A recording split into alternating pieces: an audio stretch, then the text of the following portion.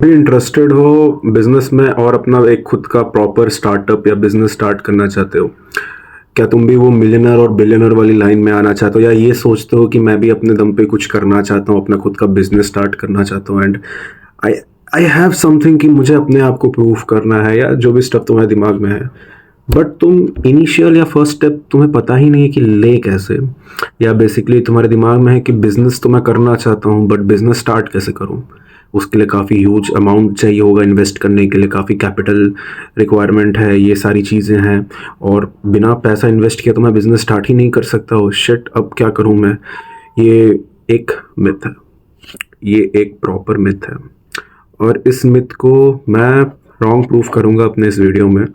इस वीडियो में मैं ऐसे 3 स्टेप्स बताऊँगा तुम्हें, जिसके थ्रू तुम अपना बिजनेस स्टार्ट कर सकते हो और एक सक्सेसफुली अपना बिजनेस रन भी कर सकते हो। बिजनेस तुम स्टार्ट करोगे वो भी स्क्रैच से, विदाउट इन्वेस्टिंग एनीथिंग, और तुम्हारा बिजनेस प्रॉपरली रन भी करेगा। सो बिना किसी बकचोदी के let's begin the video. So point number 1 है फाइंड अ स्ट्रेंजर। अब तुम्हें एक ऐसा इंसान ढूंढना पड़ेगा जिसके बेस पे तुम बिजनेस स्टार्ट कर सको। What I mean with this is, वो कोई भी हो सकता है, इधर he can be your friend, को तुम्हारा भाई, या तुम किसी जिसको कॉलेज में जानते हो, या ऑनलाइन पे किसी को जानते हो। अब ये तुम्हारे ऊपर है कि तुम कैसे ढूंढोगे। एक बार तुमने उस बंदे को ढूंढ लिया, you have to make sure कि वो उसके पास एक कोर स्किल सेट बहुत अच्छी होनी चाहिए, और वो यंग होना चाहिए, और स्टूडेंट बेस्ड होना चाहिए। ये मैं क्यों बोल रहा हूँ, ये मैं तुम्हें सेकंड पॉइंट में एक्सप्लेन करूंगा। सी, अगर तुम्हें बिजनेस स्टार्ट करना है तो तुम्हें ये चीज़ मेंटेन करनी पड़ेगी कि वो बंदे के पास एक अच्छी स्किल सेट हो। स्किल सेट जैसे वेबसाइट डिज़ाइनिंग हुआ, जिसमें मोस्टली कोडिंग का या वेब डेवलपमेंट का पार्ट हुआ, या वीडियो एडिटिंग का हुआ, या कॉपी राइटिंग का। वो कोई भी 3-4 स्किल जो मार्केट में चल रही है उसमें एक स्किल में अच्छा होना चाहिए, और तुम्हें उसके पास फिर जाना है और उससे ये ऑफर देना है जिसे वो रेजिस्ट ना कर सके। और वो ऑफर होगा, hi friend, hi, my name is Divyansh and I am an hustler. मैं एक बिज़नेस स्टार्ट करने वाला हूँ, और हम दोनों मिल के मैं चाहता हूँ कि मैं ये बिज़नेस स्टार्ट करूँ। ये बिज़नेस पार्टनरशिप बेसिस पे रहेगा, 50-50 हो सकता है, 40-60 हो सकता है, वो तुम्हारे ऊपर डिपेंड करता है। मैं तुम्हारी skill as a service market में बेचूंगा। तो तुमने ये स्ट्रेंजर फाइंड आउट कर लिया, तुमने उसको प्रॉपर प्लान समझा दिया, और तुमने बता दिया कि हम ऐसा ऐसा करेंगे, एंड नाउ उसकी स्किल्स को एज अ सर्विस तुम अपने बिजनेस में बेचोगे। Clear? So this is number 1 point जिसे तुम्हें करना पड़ेगा। सो बढ़ते हैं पॉइंट नंबर 2 की ओर, that is find a broke person. Find a broke person, इस पॉइंट का मेरा क्या मतलब है कहने का, और मैं ऐसा क्यों कह रहा हूँ?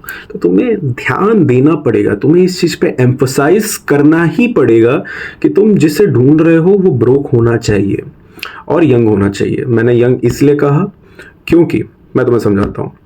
ब्रोक पर्सन वो होना चाहिए एट अ मोमेंट वो कोई भी काम ना कर रहा हो। ये ज़्यादातर मोस्टली स्टूडेंट्स होते हैं जिनकी एज होती है 15 to 20 के बीच में, या कॉलेज में होते हैं जो अपने अर्ली 20s में हैं, उनको तुम टारगेट करो। ऐसा मैं इसलिए कह रहा हूँ, फॉर एग्जाम्पल एक बंदा है या बंदी है जो बहुत अच्छे हैं कॉपी राइटिंग स्किल में या वेबसाइट डिज़ाइनिंग स्किल में, उनकी एक डिसेंट सी जॉब है, या वो लोग ऑलरेडी एक स्टार्टअप में काम कर रहे हैं, तो वो अपना जॉब या स्टार्टअप छोड़ के तुम्हारे साथ काम क्यों करेंगे? क्योंकि तुम एज अ फ्रेशर अभी जस्ट स्टार्ट कर रहे हो, तो तुम्हारे ऊपर कोई भी अपना ट्रस्ट पुट आउट नहीं करेगा, तुम्हारे साथ एज अ वर्क नहीं करेगा। बट अगर तुम ऐसा किसी बंदे को ढूंढ रहे हो जो ये स्कूल या कॉलेज में जिसकी स्किल सेट्स बहुत अच्छी हैं, वो काफ़ी ज़्यादा लाइक गॉड लेवल स्किल्स हैं उसके पास, वो काफ़ी ज़्यादा अच्छी एडिटिंग कर सकता है, काफ़ी ज़्यादा अच्छी वेबसाइट्स बना सकता है, काफ़ी अच्छा कॉपी राइटिंग कर सकता है, तो पर उसे पता नहीं है कि इस स्किल से मैं अपना सर्विस मतलब इस स्किल्स का मैं यूज़ प्रॉपर यूटिलाइजेशन कैसे करूं, इससे मैं क्या करूं कि जिससे मुझे पैसा मिले, उसे नहीं पता। और तुम उसके पास ये डील लेकर जाते हो और उसे समझाते हो कि ऐसा ऐसा करना है, इस बेसिस में हम करेंगे, मैं फ्रंट हेड संभालूंगा जो होगा सेल्स का पार्ट एंड मार्केटिंग का पार्ट, क्लाइंट्स लाना, और तुम्हें बैक एंड पे ये काम करना है। तुम जब उसे ये चीज़ समझाओगे, हो ही नहीं सकता कि वो बंदा तुम्हारी बात ना माने या बंदी तुम्हारी बात ना माने। तुम अगर उसको प्रॉपरली एक्सप्लेन कर रहे हो कि ये ऐसे करना है, ये डील है, वो तुम्हारे साथ काम करेगा, क्योंकि उसको पता नहीं कि वो अपनी स्किल का क्या करे, बट तुम उसको एक डायरेक्शन प्रोवाइड कर रहे हो, तो वो डेफिनेटली तुम्हारे साथ काम करेगा। तो सेकंड पॉइंट भी क्लियर। तो अब बढ़ते हैं हम फाइनल पॉइंट पे, जो है don't spend too much money. अब मैं don't spend too much money से क्या समझ रहा हूँ, मतलब मैं क्या कहना चाहता हूँ। तो मेरे कहने का मतलब ये है, बिजनेस में प्राइमरी ऑब्जेक्टिव या प्राइमरी फोकस क्या होता है, मनी गेटिंग इन, ना कि मनी गेटिंग आउट। तुम अपने जेब से पैसा निकाल रहे हो या किसी इन्वेस्टर को तुम पकड़ोगे या किसी से भी पैसा उधारी पे लोगे और तुम वो बिजनेस में लगा रहे हो जिसका कोई चांस ही नहीं है, पता ही नहीं कि वो आगे चलेगा कि नहीं चलेगा। Business is the one of the most riskiest game you will ever play. तो तुम्हें पता ही नहीं है कि वो बिजनेस क्या करेगा कि नहीं करेगा, और तुम पहले ही सारा पैसा लगाने पे तुले हुए हो, तो तुम अपनी जेब से पैसा निकाल रहे हो और लगा रहे हो। ऐसा नहीं करना है। बिजनेस का प्राइमरी ऑब्जेक्टिव होता है मनी गेटिंग इन। इसका मतलब है पैसा आना, ना कि पैसा तुम्हारी जेब से जाना। तो तुमको ये समझना पड़ेगा। तुम फैंसी ऑफिस चाहते हो, फैंसी लोगो चाहते हो, तुम एक प्रॉपर कैपिटल चाहते हो, ये करना चाहते हो, तो वैसे काम नहीं चलेगा। तुम्हें बिजनेस स्टार्ट करना है, मैंने जो जो तुमको स्टेप्स बताए हैं तुम्हें पहले वो करने हैं। फिर तुमको बिजनेस से पैसा तुम कैसे बनाओगे, क्लाइंट्स कैसे लाओगे, कोल्ड आउटरीचिंग करोगे। इंस्टाग्राम हुआ, फेसबुक हुआ, क्या कहते हैं उसको, फाइवर हुआ, अपवर्क हुआ, ट्विटर हुआ, लिंक्डइन हुआ, इतने सारे प्लेटफॉर्म्स पे तुम जाओ, कोल्ड आउटरीच करो। डेली 100 to 200 कोल्ड आउटरीच लोगों को करो। तुम्हारे ऑलरेडी ऐसे बनेंगे, फिर धीरे धीरे तुमको समझ में आने लगेगा चीज़ें और तुम खुद समझ जाओगे कि बिजनेस कैसे चलता है या क्या करना है मुझे बिजनेस में।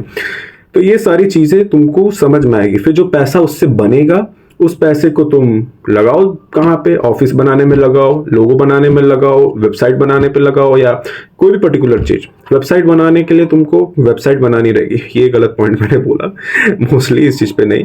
वेबसाइट तुमको बनानी पड़ेगी और तुमको एड्स उस पर रन करने पड़ेंगे, तभी तुम्हारा काम हो पाएगा। तुम्हें उतनी इनिशियल इन्वेस्टमेंट करनी ही पड़ेगी, क्योंकि जब तक तुम्हारी कोई प्रेजेंस नहीं होगा, तुम्हें कोई जानेगा नहीं, तो तब तक तुमसे कोई खरीदने नहीं आने वाला।